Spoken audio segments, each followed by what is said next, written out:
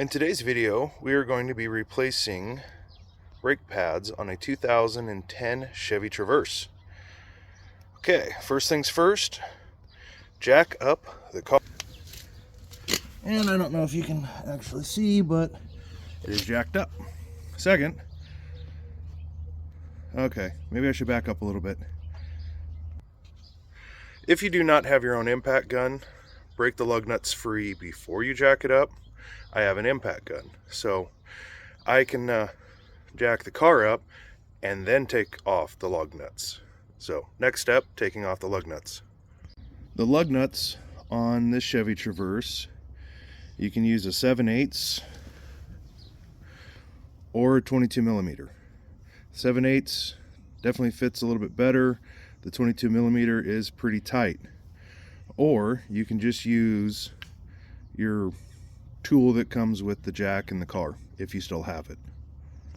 Okay, now that you can see, the tire is off. I'm looking at the rotor.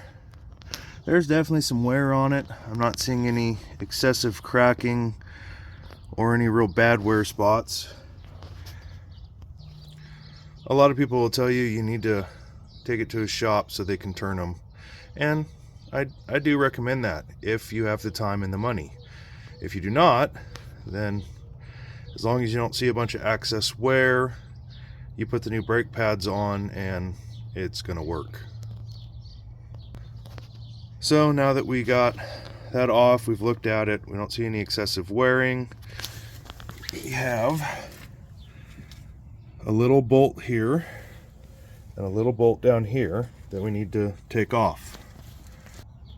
They're a 13 millimeter, and usually, in my experience, they haven't been overly tight, so you should be able to do it pretty easily. Okay, I kind of spoke out of turn there for a second. It's not a 13 millimeter, it's a 14 millimeter. That was my bad. So on the back side, there's a bolt. On this side, there is a nut, and it is a 17 millimeter. So you can see where that wrench is and where this wrench is. I did the other side first before I did the video to make sure that I got the process down right, and I did not need the 17 on the back side. It came off really easy and tightened back up really easy, but this side, it's spinning, so keep that in mind. And now you can see the caliper just comes right off. So we do need to get this piston back in, and keep in mind, when you put that piston in, you're either going to be forcing brake fluid back up through the line into the reservoir, and you're going to need some way to empty that reservoir. You can also crack the bleeder and allow that extra fluid to come out the bleeder. Alright, so I have decided to open up the bleeder, which was a 10 millimeter. There's really a couple different ways, but the two most common is you can have a tool that fits in here with a screw that pushes that back. I do have one, I just don't know where it's at. So we're going to use the old brake pad and a C-clamp. So to get the old brake pad out, you can just grab it, it'll wiggle out.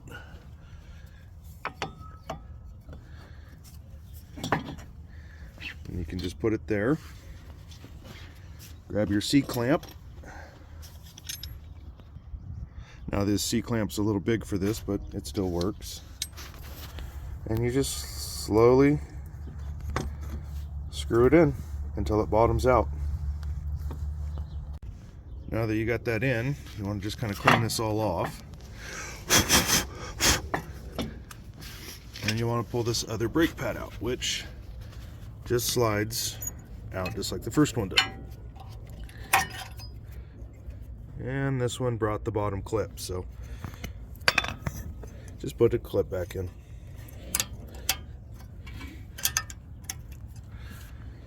Don't forget, as the pads shrink, you have expandies here, so you want to push those back in before you put the new caliper on. So here are my new brake pads.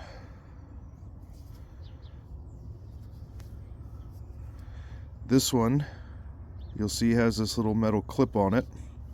That is a squeaker. So as the brakes wear down, this will start to hit that rotor and it'll start squeaking to let you know you need to replace your brakes. Now, different companies will make different kind of brake pads. I like to go with the originals. I don't like going with what they call the lifetime or full ceramic. They're right, they last a lot longer, but they're a wear part. So if the brake pad's not wearing out, then what is? Your rotor. Rotors are more expensive than brake pads, so I prefer to go with more of either a stock replacement or a middle on those. I do not recommend going lifetimes because the pads may last you a long time, but they're going to destroy your rotor. So now to put them back in, you put them back in the exact same way you took them out. And since the pair that I took off, the inside and outside both had these squeakers, and the pair that I bought only has one squeaker, I like to put the squeaker on the outside. You just push that in, get your back pad,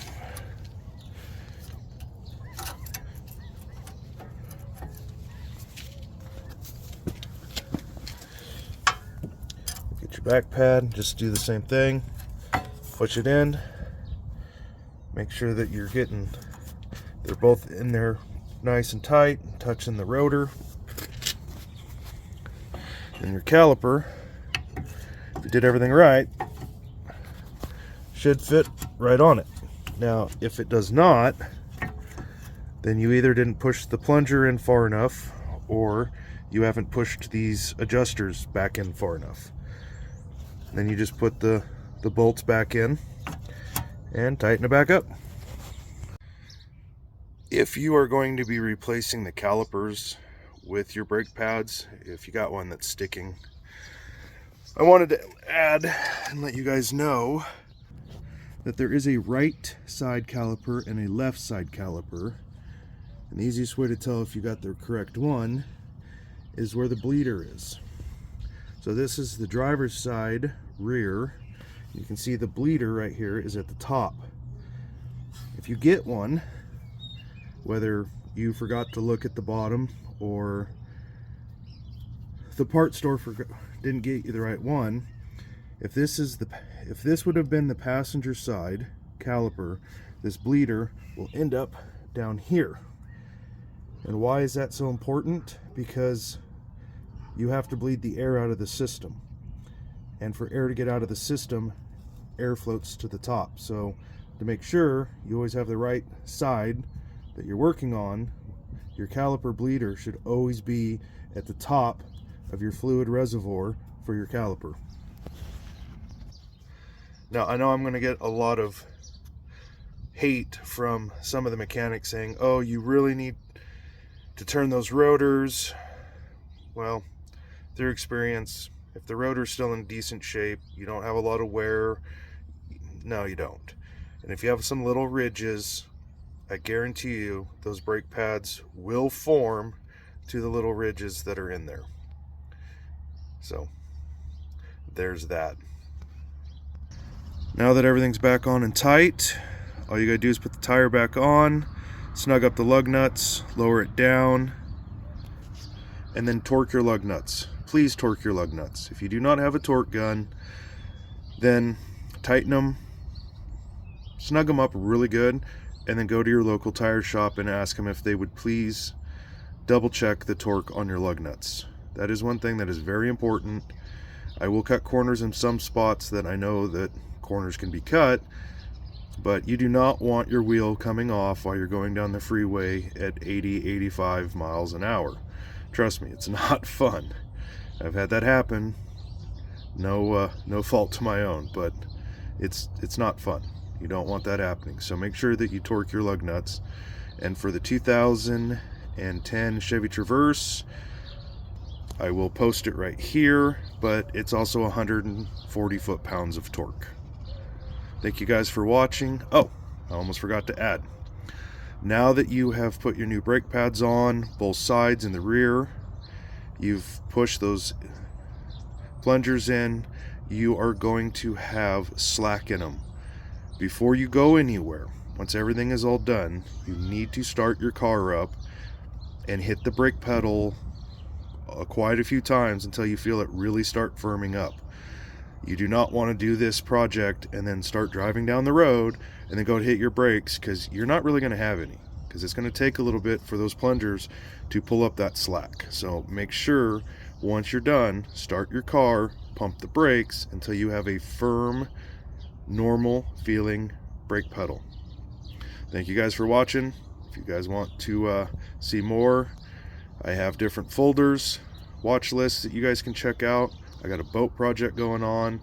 I do random cars for my daughter, for me, my wife, my sons. So thanks for watching.